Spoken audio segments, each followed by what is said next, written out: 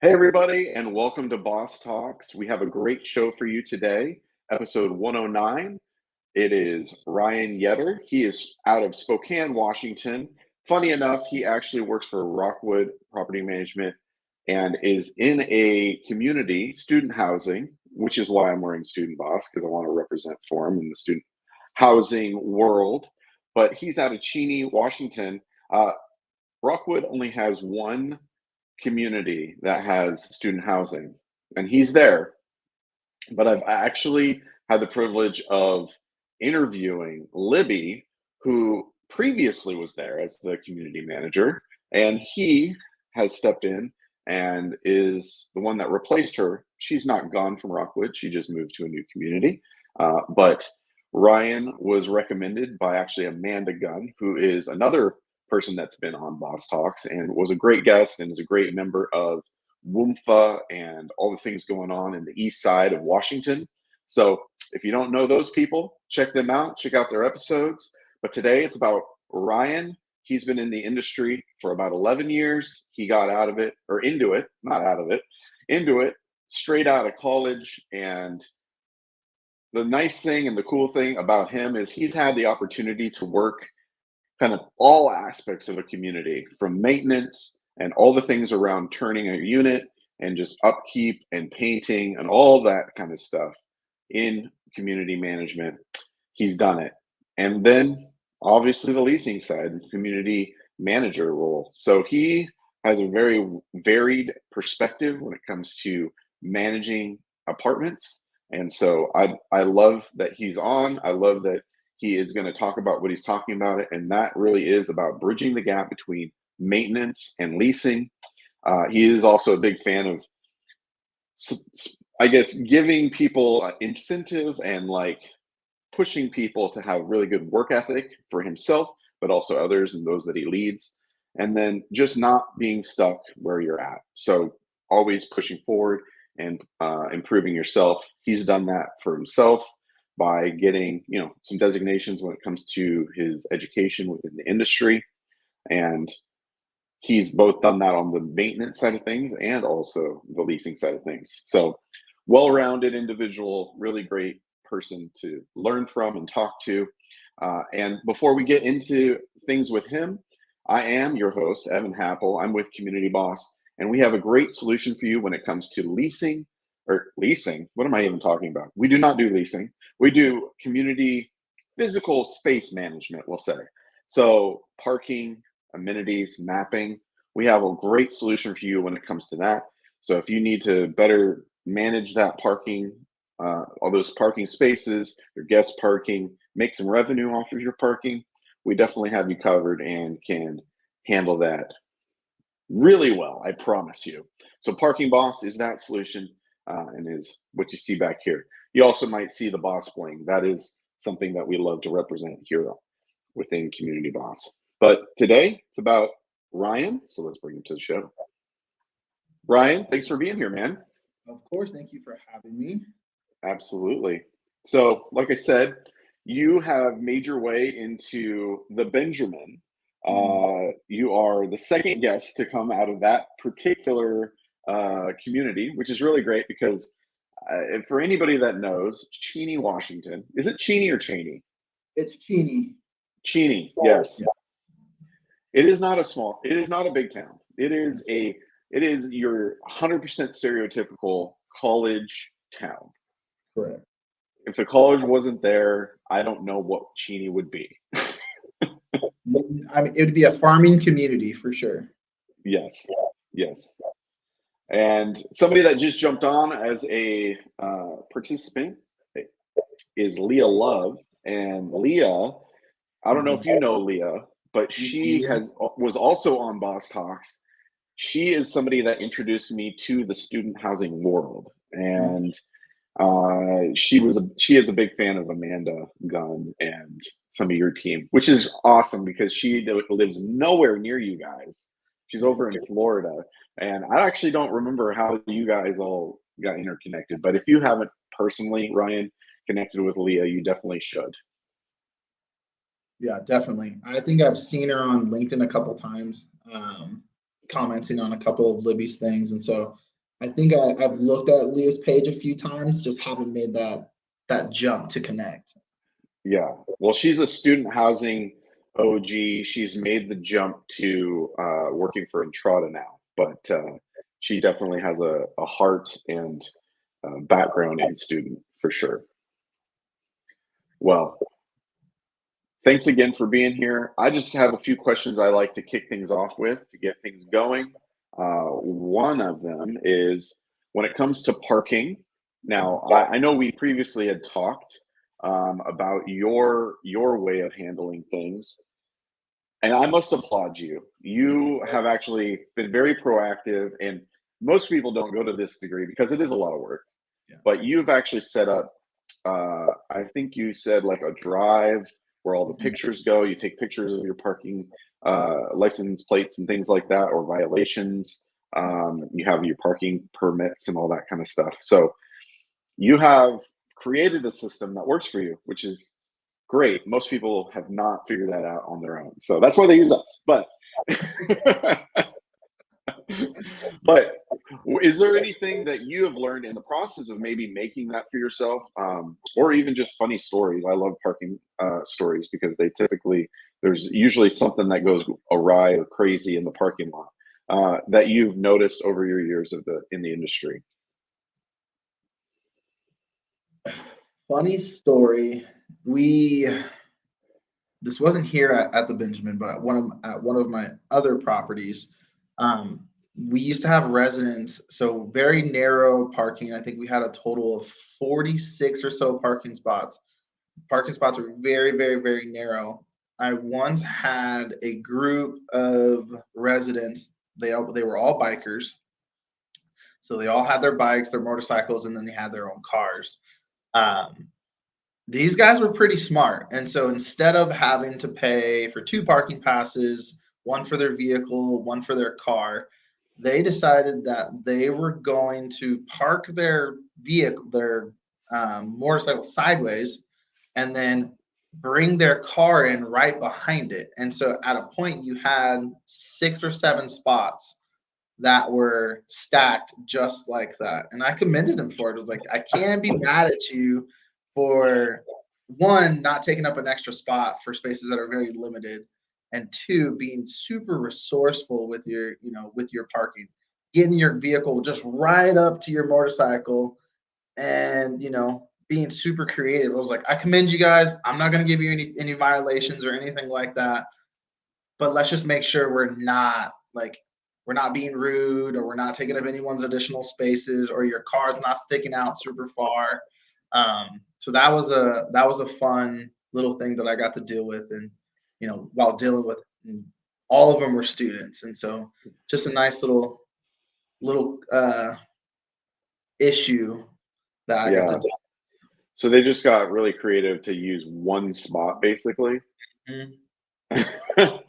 So Which how is many so how many total vehicles? I mean, they had a car, a Mhm. motorcycle, and then bikes or So that was it. So just a car and a motorcycle. oh, okay. But they were all street bikes, and so they had to, if they took their bike out for the day, they had to pull their car out, put the street bike up basically towards the curb or towards the edge of the wall, and then bring their car right up, like just kissing their motorcycle, so that their car could fit, and so that they didn't get hit by any incoming traffic or any Yeah. deliveries. Like Was this like a carport? Like it what was was not. the It was just a just a normal parking normal lot. spot? Yep, and your I standard size mean, parking spot. it kind of looks bad though, right? It did, but at the time they wouldn't park directly in the front. They would park all the way in the back. And so no one Oh, really saw it. If you're coming in, you're worrying about your curb appeal. No one really saw it because they were parked all the way in the back of the parking lot. And so that was another one of those, like, hey, I respect it. I'm not going to give you a violation, because you could, in theory, take two parking spaces. You'd pay for an additional parking spot, and then other residents would have to park, there was no on-street parking. And so other residents would have to park at least half a mile away, yeah. just so that they can, park and get close. So it was a very beneficial thing that I was like, I'm not going to be mad at you for being creative and doing this. as long as you Yeah. guys stay over there. Right. So it was, yeah, I mean, it didn't look the greatest, but it worked out for the community and it worked out for them, and no one really fought the issue. And it was actually really smart of them too, because no one could essentially go and now take that spot. Because even though, yes, you did have a parking pass, parking was still first come, first serve. And so they had their motorcycle there if they took their car to essentially save them their spot. Mm, yeah, that's crazy. Yeah. Well, thanks for sharing that story. That's funny that some people will get that resourceful, I guess, Yeah. creative, and I Yeah. mean, they have to do that every day. All right, get it just right. Yep. The determination to make sure they had that motorcycle ready to go at any time. It was very, Yeah, it was very resourceful. right. No, that's funny. Well, cool. All right. Well, next question I have for you is when it comes to music, is there a song or type of music that you is your go-to when it comes to getting you motivated, something you like to start your day with, or maybe before so you can get amped up and ready to go? Is there anything that Um, you are regularly going to for that? so lately, I've been playing soccer. Okay, Um, nice. Radioactive by Imagine Dragons, and then also Lightning or Thunder or by Imagine Dragons as well. Those Okay, two, yeah, I yeah, like. Let's get ready to go. It's upbeat, and then to bring back what almost is now a classic. It's kind of crazy, but Party Rock Anthem has been one of those other ones that just like get you in the groove to ready to go, and then just go and play. nice. I love to hear you're playing some soccer. I'm jealous. I haven't played soccer in probably 13 years. I coach soccer. My Okay. sons play soccer. So I guess I kind of play, but I don't play because I don't play on a team. But I watch a lot of soccer. Yeah. Uh, but I One step at definitely, a time. That's all it takes. One step. I I started with know. coaching my daughter, and now I'm playing every so often. Yeah. No, I would love to. A little something I'm afraid of is to get injured Yeah. because when I was playing, I like broke my finger and this is all as an adult when I'm less in shape than I used to be. So Yeah. um yeah, it's a whole thing that I worry about. But Play on anyway, the edges. Play on the edges of the field. The edges yeah. and the back. Well, That way you're the not in the problem middle is getting all the shins. I I've always played goalie most of my life, so people hear that and they're like, "Well, you're being our goalie because we Right. nobody wants to play goalie." Yeah. So that's what happens, and then I either like break my hand or I get kicked or whatever. And so, anyways, it's like my body's not used to throwing itself on the ground anymore. Yep. So that it'd probably be quite the shock to the system. But anyways, yeah, it's definitely something I wish was in my life more is playing soccer. But One step at a time. That's all it takes. maybe someday. I just need to find people that don't take it too seriously. That is definitely beneficial. We do have a pickup league or a pickup game every Friday out here, and it is very much a chill environment. No one's challenging you super intense. Right. Everyone's either we have some retired people, we have some professors that come out and play, and then we do have those go-getters where, they're playing, striker up front and they're getting after it, but Yeah.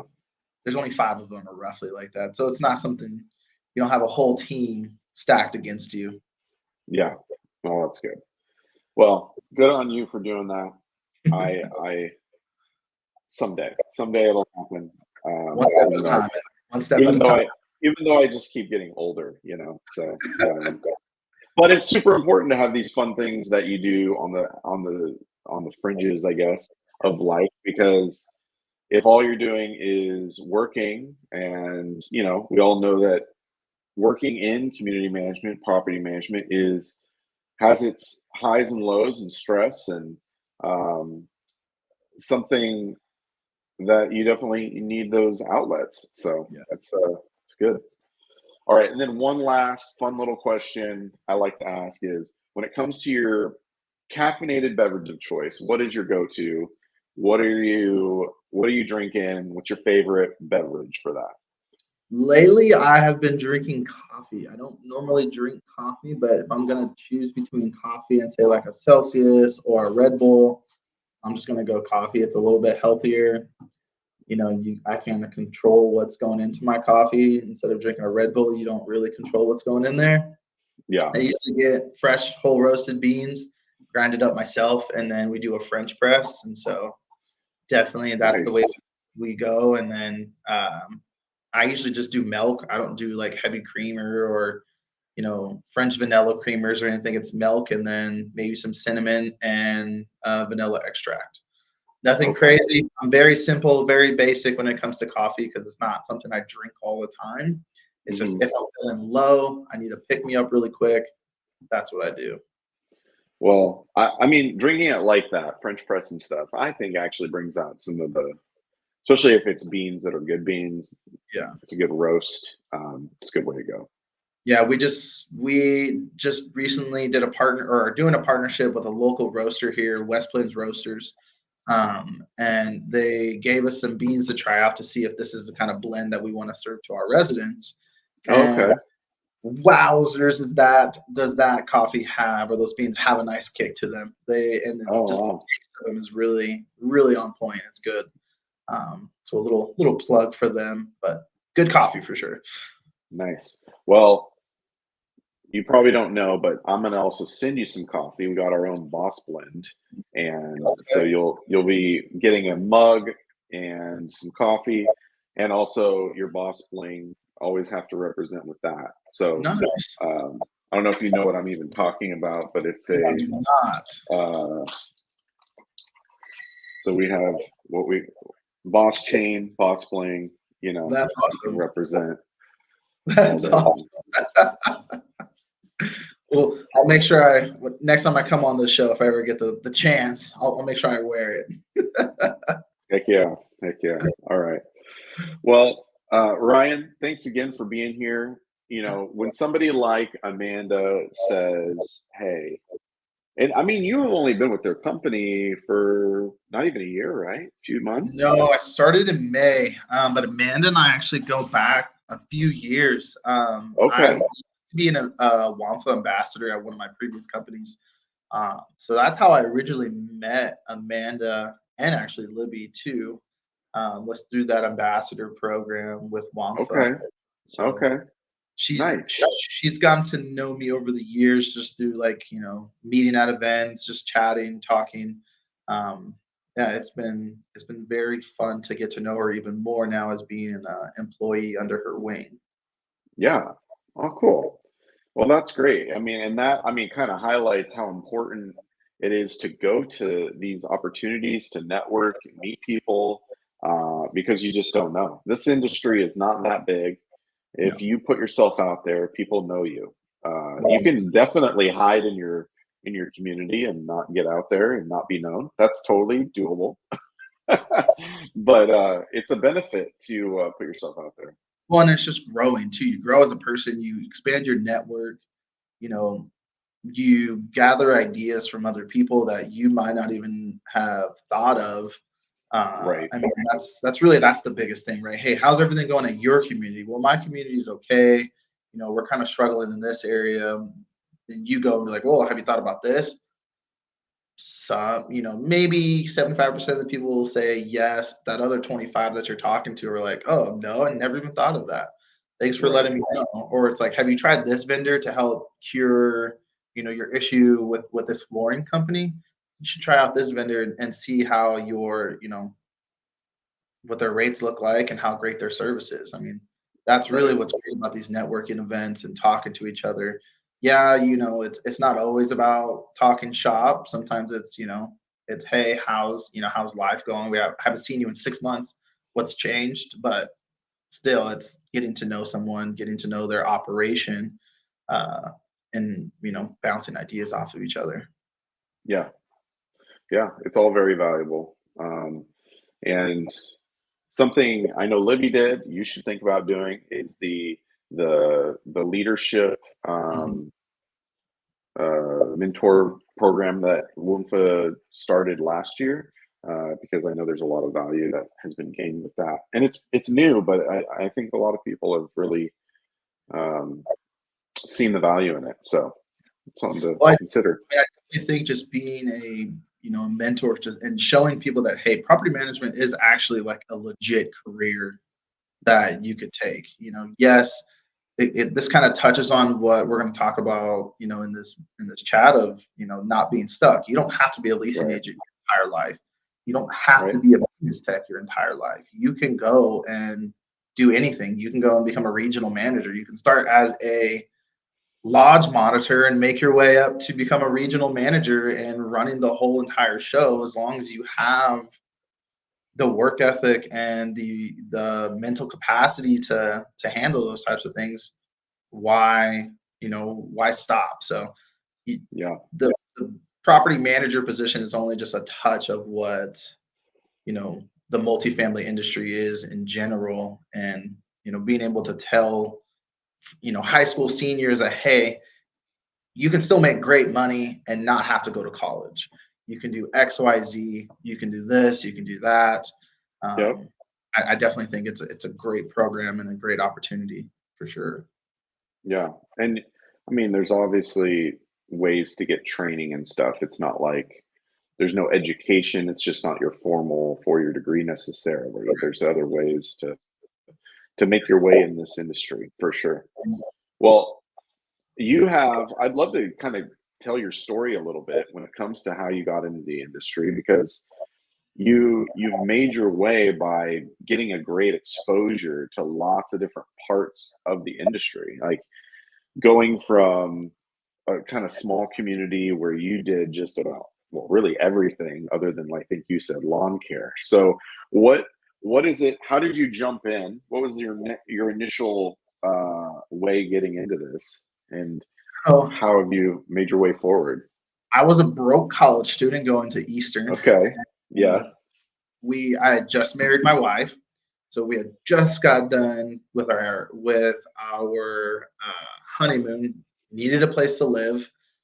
We reached out to a local community here in Cheney, and um, we were broke. I had, we had hardly any money in our name. My wife was working. I was a full-time student. And she essentially, we reached out, it was a HUD property, reached out, we did all the application process. We got in a month after us moving into our unit, the on-site managers quit. And so we immediately jumped in and was like, hey, we'd totally be interested in doing this. I'm a student. I can take care of whatever you need. I'm willing to do whatever you need me to do. And so they took a chance on us, and then we did that for I think 3 years. Basically So posting so notices. Go ahead. so this was a live on site thing This was that a live you on and site. your wife were doing together. Correct. Okay. We Okay. did there. We did Pretty lawn care. So at that's that like property, yeah. okay. Well, I mean, that's very old school. Like that's like how it used to be, I think. Like back in the day before everything got really professionalized, you just hired people. They lived there. You paid them something, not a lot, but they got a place to live. Yeah. So the only thing we didn't do at this property was like the main maintenance inside of the units, and then we didn't do the leasing. So we posted notices, we collected rent, we did all the lawn care, all the snow removal, any fall, spring cleanup. We took care of all of that, being the on-site. The company that we worked for, they did all the leasing, they did the maintenance and all of that. But me being who I am, I couldn't just settle for just like, okay, I'm just going to do this. I always ask questions, always learn things. And so then I eventually jumped onto their maintenance team because I didn't want to just sit at home all day while, school's not in session. So I jumped onto their turn team, became a painter with them, while still being an on-site manager. And then I eventually quit the on-site management gig, to focus on school more. I was in my senior year at Eastern, and so I was like, okay, I need to do something. But I still worked for their painting team during the summertime, and then I eventually became a paint lead, where we would turn, roughly 100 units in the summertime, if not more, Mm, during the summertime. And so that's what gave me my initial like maintenance exposure, painting experience. And then that's what made me want to move and just stay in property management, because my wife didn't really want to move. So it was either, you stay in property management or you go and try to find a job in your career field. And there was nothing there. So my network for my family at the time was here in Cheney. And so Mm. really just took what I had and I ran with it. Nice. Yeah, make the most of, I mean, an accidental Mhm. job, just a broke college student trying to make life Yeah. happen. Like being married. Probably you were probably pretty young, Yeah. and just trying to make it all work, Oh, paying for exactly. school and 20, everything. So, 20 years old trying to make everything work. I mean, and I was fresh to the area. My wife's family's from up here. But me, I mean, I'm originally a California native that moved up to southeastern Washington, Walla Walla, and then made my way up here to go to the university. Not knowing anything, not knowing the area, I just knew that, hey, let's just try to get to this place. And then my wife was like, let's make this our home. And so really made the Cheney community um, our home, essentially, where we're going to raise now our 4 children that we have. oh wow, Yeah. got me beat. Yeah. It Nice. has been a fun journey to say the least. I mean, working our way up, taking care of all those things, getting our opportunity, or my opportunity, I should say, at a bigger property management company, managing, doing everything for this property. That was definitely an eye opener. Like, okay, yeah, this could be a legit career. There's a good amount of money here to be made. Um, why not pursue it and still be able to be close to home? Yeah, yeah, absolutely. And getting that well-rounded exposure, how do you think that that's shaped your lens and your ability to know what's going on a community? So, I mean, definitely that exposure has really helped. And just I can go, like, my maintenance guy is going to doing something. I can go and be like, hey, I don't worry about this. Go fix that leaking toilet, or go change that toilet out, go change that wax seal. I can go and take care of this leaking sink. That's not a problem. Mm, Or I can at least go and diagnose it for you, and then you can come back and change it. So it's really helped with just saving the bills, saving our pocketbook, essentially, like saving the property yeah, money. You don't have to bring in additional help to come in and a turn a unit, or b bring a vendor in to come in and swap and fix something. You're saving time by your maintenance guy not having to explain in detail every single thing that is going on in this apartment. You can just look at the work order and be like, okay, these are the general issues. Go ahead and go take care of it, or let's go get a person out to take care of it, because that's beyond your scope that you should be doing. well, and something we were just talking about before getting on, we won't call anybody out, but when you get an invoice Yeah. for work done on community, you Mhm. know generally what it takes, Yeah. the effort, the roughly what it probably should cost, or what the outcome should be at least Yep. for what you're paying. And most recently, I mean, if anybody knows student housing, turn it's Mhm. about, a few weeks that happen all in the summertime right before school starts. You got to Yeah. turn everything around. You got to clean everything up, make it not new, but ready to be lived in.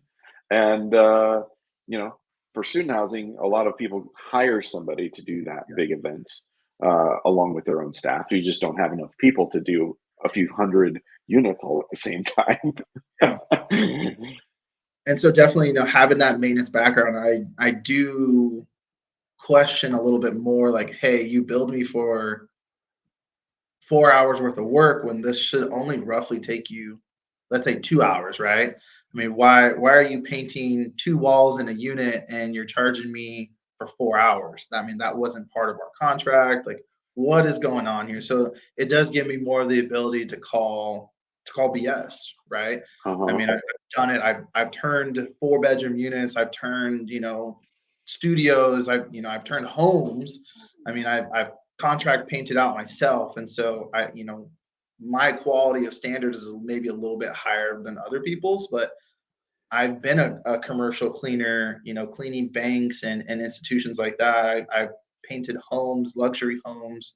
Um, I've installed multiple things, and so my scope of work is not just like even just apartment related. It goes to even high Right. end luxury homes.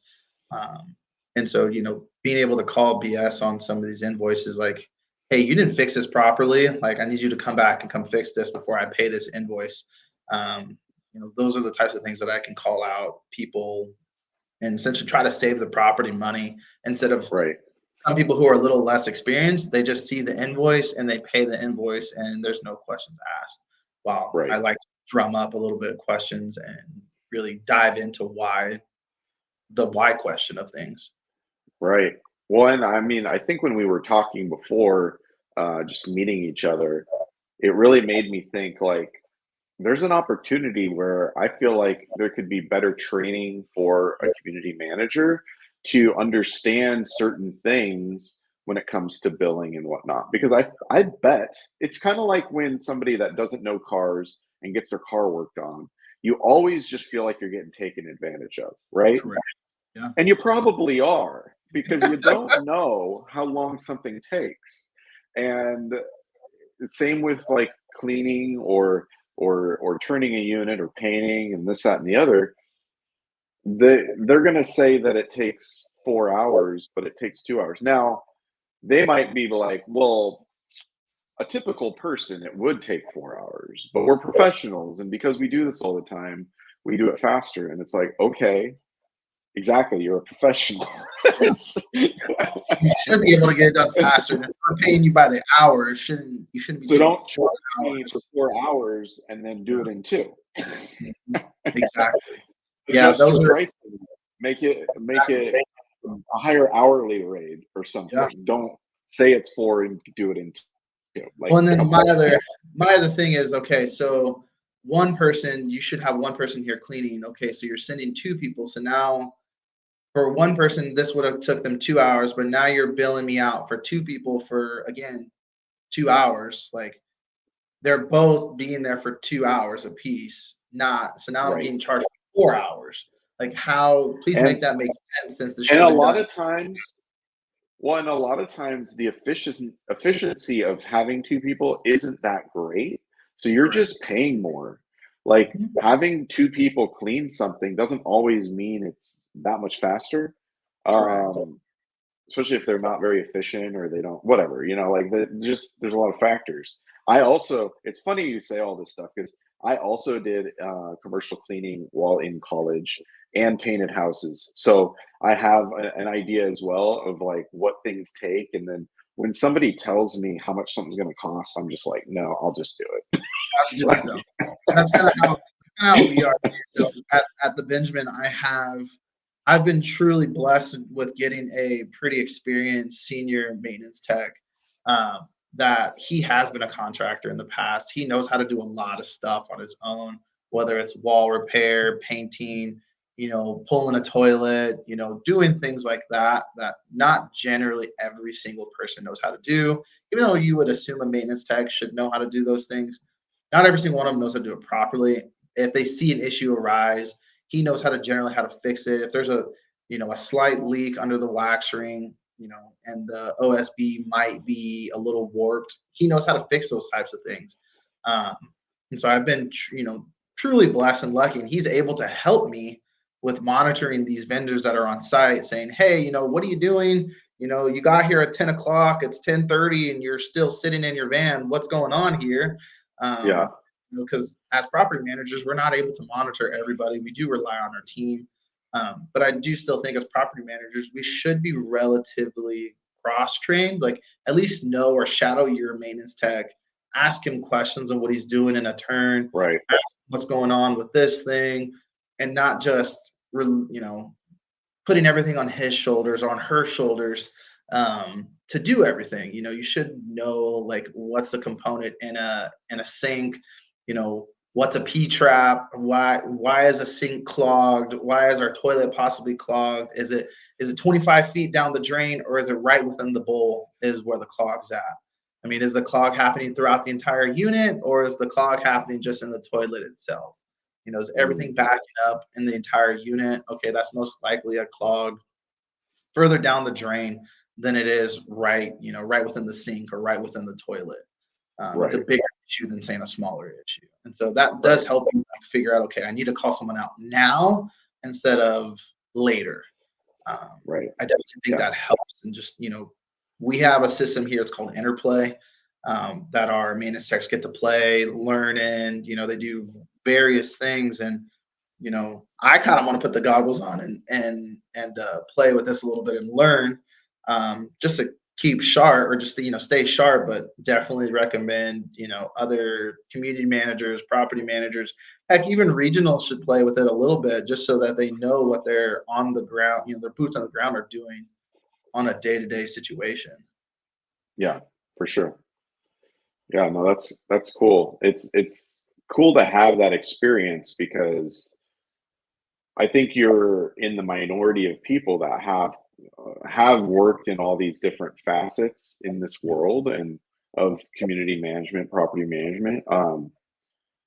And that I think you have a big benefit there. Yeah. And um, so I don't know. I think somebody needs to tap you and others that are I guess in your position. I've actually had some other people on Boss Talks that are in maintenance that have then jumped into things like being an assistant manager and things like that. And it's really opened their eyes to, there's always this kind of like Mhm. divide and like us versus them on community where the maintenance people are like, oh, they don't do anything. They just sit in the leasing office. And the leasing people are like, oh, why does everything take so long? But it's at the end of the day, it's because neither of them know each other's job. Exactly. They don't know what's going on whatsoever. Why do I have a work order that's still on my desk? You took the last work order 2 hours ago and it was only a slight leak in the sink. Well, okay, that sink might need might need a faucet replacement, or it's literally just it needs an aerator. Suzanne down the road, as I was walking back, stopped me and she asked me to go do this, and I had to take care of this as well. Granted, we don't always want to do that, but it's like there's reasons why certain things happen. I'm the Yeah. maintenance guy. I get called out for certain things. This happens to me all the time. Or, even being like the property manager, you might go walk and go talk to someone or be on a tour, and then you get stopped by a resident saying, "Hey, I just need you, I asked you a quick question really quick. Well, I understand you're on a tour, but I just have a really quick question about my account." You answer the question really quick.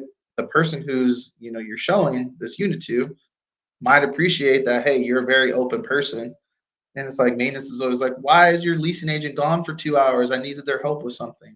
I do Yeah. agree. Bridging that gap is definitely, one of the biggest things that I've been able to do at multiple properties. I mean, before I started working here at the Benjamin, I worked at a property in the valley where I was able to talk to my maintenance guy, give him additional help that he's never had in his career.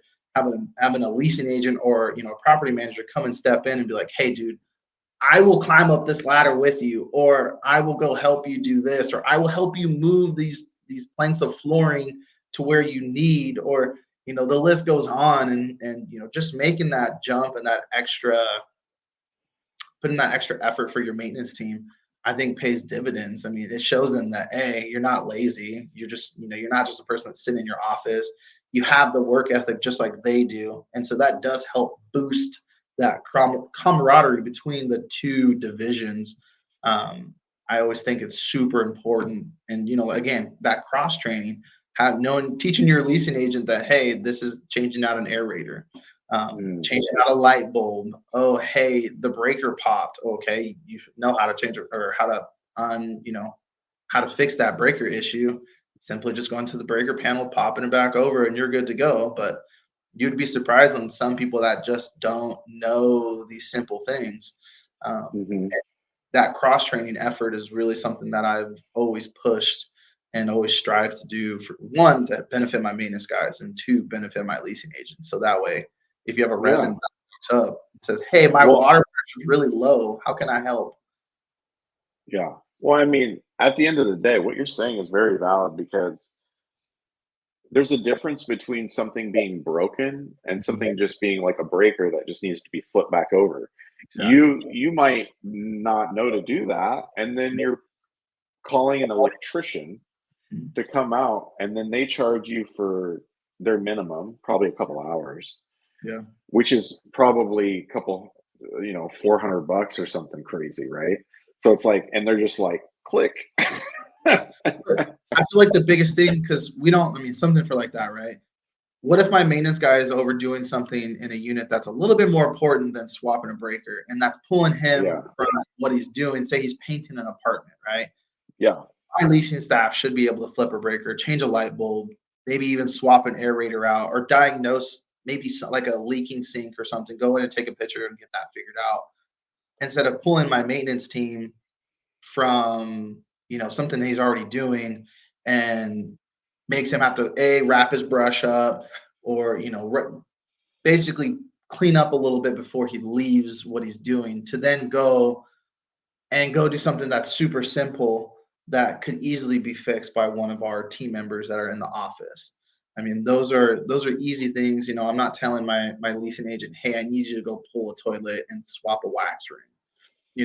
We're not asking to do that. If there's a water that's continually running in a toilet, hey, lift the toilet seat up, check to see if the flap is messed up. stuff. If it's not Yeah, sitting correctly, go check that out, instead of being like, oh, hey, I just put a work order in. Now now maintenance needs to go look at it. No, go check it out. This is a 2-second fix. You right, don't. It took you longer to write that work order out in our system than it would be for you to just go and look at it and possibly fix the issue yourself. right. And then you have a happier resident too. Exactly. You have a happy resident. You have staff retention because they don't feel like they're just going and doing silly things in a maintenance tech. And then you're Mhm. helping empower your leasing agent to go and take care of these simple things. Yeah, yeah. Well, and you're definitely, by doing it the way you are, you're definitely empowering both sides of it. Yeah. More so, bridging that gap and giving them more tools when it comes to when they move on from your Correct. community. Now they're more effective, right, at their job, and they're able to do more things that will save money.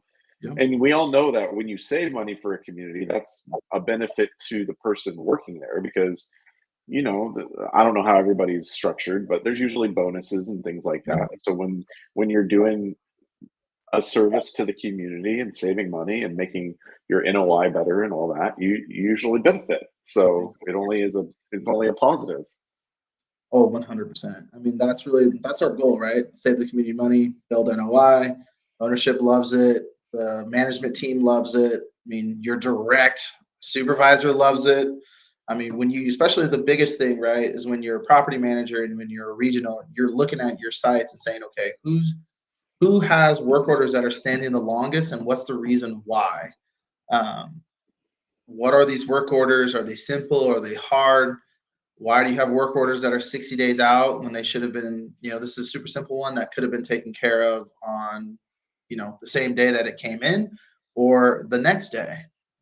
So that's always my goal, is to try to clean up our work orders, make sure that residents are happy. They're not waiting for these work orders to be fixed. And the team's happy, the management team's happy, because we don't have residents that are sitting on 60-day plus work orders. Yeah. So to your knowledge, is there anything in place to really give people a little bit of a cross training, or is it just something you literally need to do and build into the culture of a company?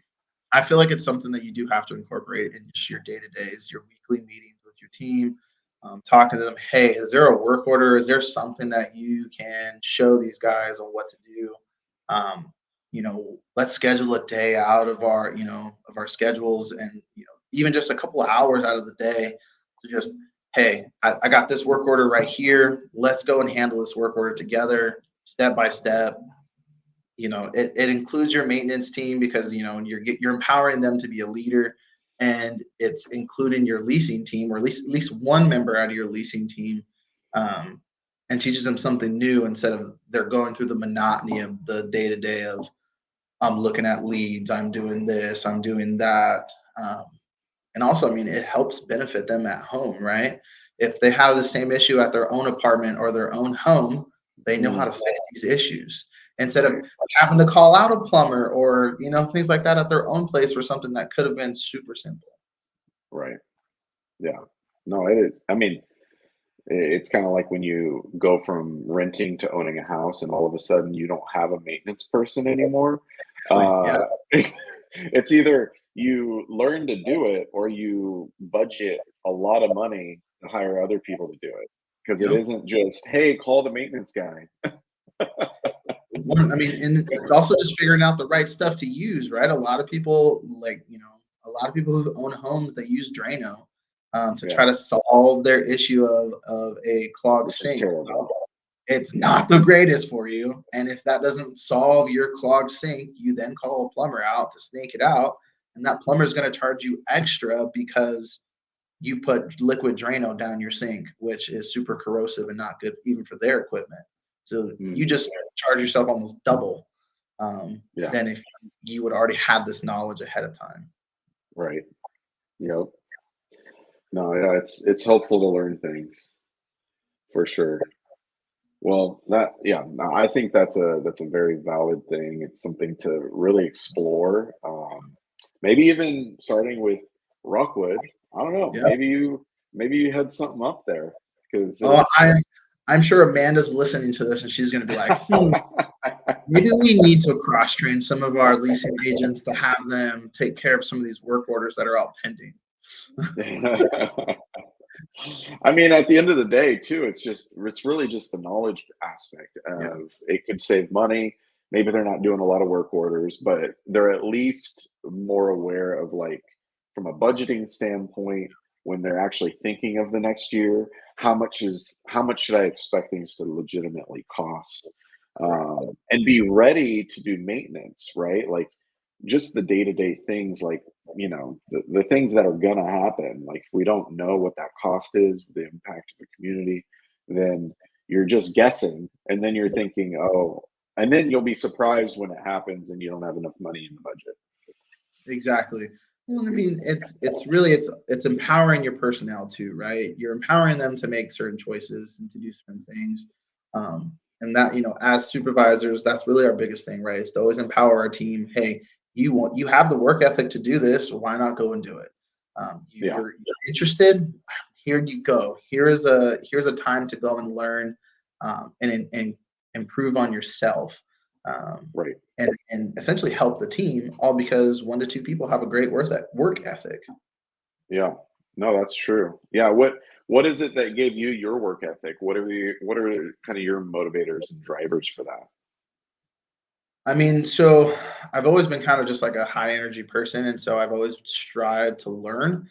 Um, and I got my first real opportunity was right outside of college. I quit the other job where I was an on-site manager, and I really just wanted to show my new boss that she made the right decision Mm, and to try to save money and build a community. That was really my big driver.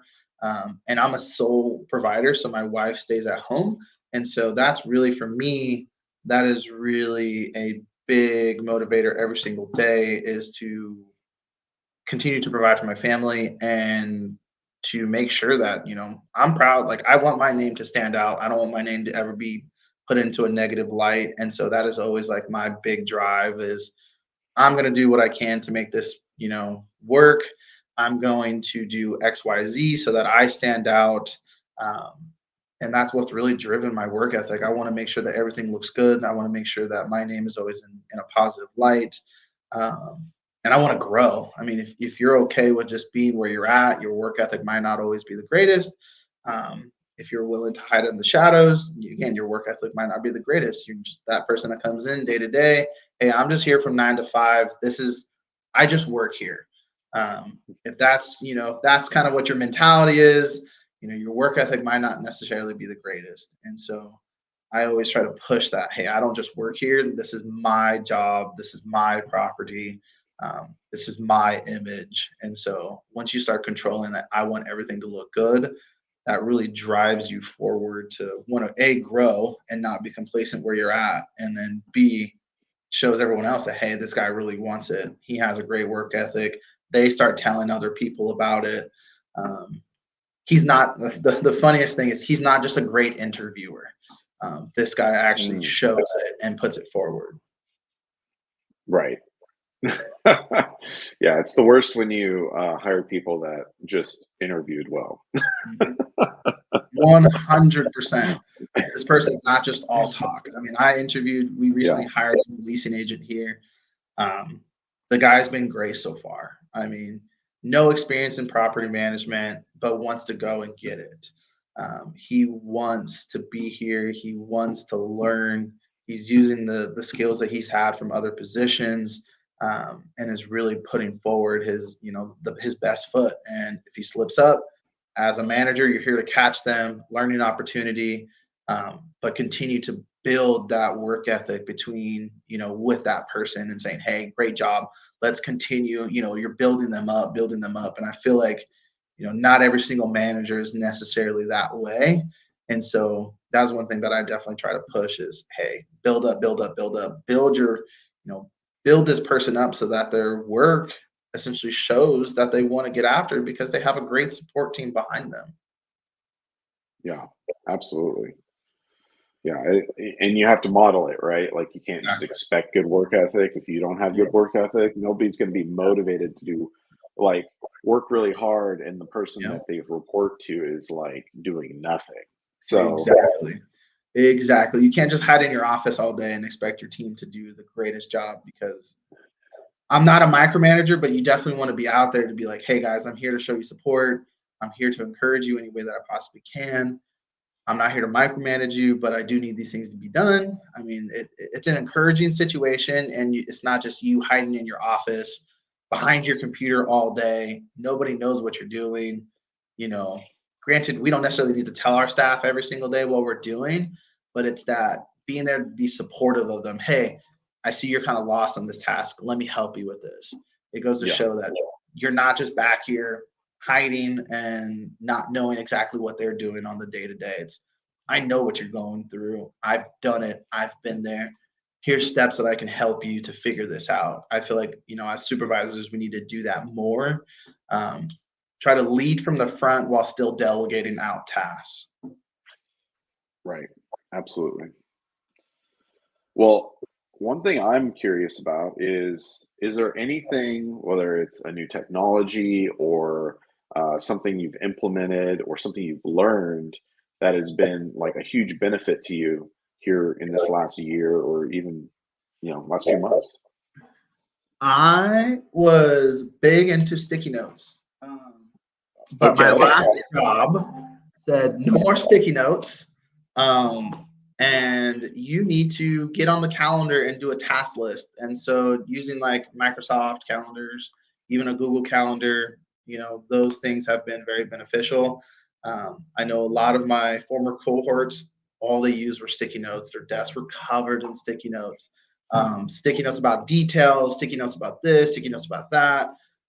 Resident in 121 came into the office and they said this, this, and this. That was on a sticky Did you note. know? Yeah. Entrada now, as I've continued to learn more about Entrada, there's actually, there's various note forms that you can put onto a resident's profile. And so Mm, just documenting that, having the staff know about what's going on, you know, putting all of your meetings into, a Google Calendar, and then even having backup areas where you're going to put it, like have it on your phone. Another thing I feel like is big is we don't link our phones, even though we're always on them. We don't link them with our Google Calendar because we do want some of that separation between work and play. But just mhm, having that link between the two, because you might not be next to your desk, and guess what? You yeah, might be talking to somebody and you forgot that you have a meeting at 11:45. But guess what? Your phone did it, and your phone sent you a reminder. And so I've recently started to incorporate more of that crossover, having those tasks ready to go. Spending some time in my morning to make sure that my tasks have been laid out for the day, going through my day, spending some time out, to give myself an hour to, hey, where am I at on my task list, and then spending up maybe a 30 minutes to an hour at the end of my day. What have I accomplished? What do I need to do for tomorrow? We as property managers and just people in multifamily in general get so consumed on the day to day that we forget the big picture, right? Mm. Uh, and so those are definitely things that I've incorporated more into my day to day is just giving myself chunks of time that I need to figure out what do I need to do, and what do I need to do for tomorrow. Yeah, that's good. I mean, Yeah. it's always good to learn new things, and it sounds like you were pushed into getting rid of the sticky notes, but Yeah, I was. maybe maybe it's been a good thing. I mean, it's hit and miss. I still use sticky notes. I mean, they're Admit still it. there. They're still there. It's just it's not as abundant as it once was. Yeah, yeah, that's funny. But Amanda doesn't know anything about this. yeah, Amanda, he didn't say anything about sticky notes at Nothing all. about sticky notes, I swear. There's no sticky notes on my desk. Oh man. They still have a place. There is a usefulness to them as long as the more important things are making its way to the task list. Oh, 100% is so my biggest thing is no longer putting like important stuff on sticky notes because your desk sometimes gets swiped or Mm, clean and swept, everything's been cleaned. Some your leasing agents might come in, they might need a sticky note for something. They can't find one, and so they grab the back of yours and then they start writing on it. And then who knows, you just lost a week's worth of information that you are yeah, slowly compiling on a sticky note instead of putting it into a sticky note. Google Drive or something. I've never done that. Yeah, That's an you extreme know example. they do also make notebooks and things. You could have a notebook. Correct, but even still with notebooks, I mean, and pen pads and stuff, people still tend to write on the back of on another page, and they can rip off your page on accident and throw it Yeah, away, not thinking that it's important. I mean, even when they have those Rocketbook notepads, even those can still sometimes, you might send it to the wrong file or something along those lines. To me, it's always easier just to, if you're interacting with the resident, boom, immediately put it into the resident profile. yeah, Go over, spend that hour in the middle of your day or 30 minutes in the middle of your day, recap what you did in the morning so that way you're not forgetting it later, or projects that need to get done in the next half of your day, and then spend that 30 minutes before the end of your day to make sure what was due for today, what to do for tomorrow, make a new task list, get it done. yeah. No, it's good. It's a good Yeah. tip. If you're all in with sticky notes, maybe start using the tools you have. Yeah. 100%. Or reaching out, start talking to people within your organization, like what are you guys doing to keep yourself on task, what are you using to make sure that your job is getting done in a timely manner, because again, we get so consumed as property managers, we get people, residents that come into our office all the time asking random questions, you lose focus on what you're doing. Yeah. And spending those 30 minutes to an hour really help you in reorganizing yourself essentially to, oh, I need to jump back onto this Excel spreadsheet and get that done so that I can submit it to my boss so that she can get her job done so that Right. I'm not getting yelled at. Right. This is true. Well, Ryan, thanks so much for sharing some of those tips, but also Yep. just sharing your perspectives and all that you've learned in your 11 years in the industry. Even, I mean, you've spanned the range of types of community as well, starting in HUD, moving into student now, but before that, luxury and conventional. And so you've definitely kind of been all over the place in that amount of time. So that also, I mean, that's a huge wealth of knowledge there as well. It's definitely been fun to see every single aspect, right? Not everyone, especially nowadays, not a lot of people go into HUD housing because they don't want to deal with the drama. But Hmm.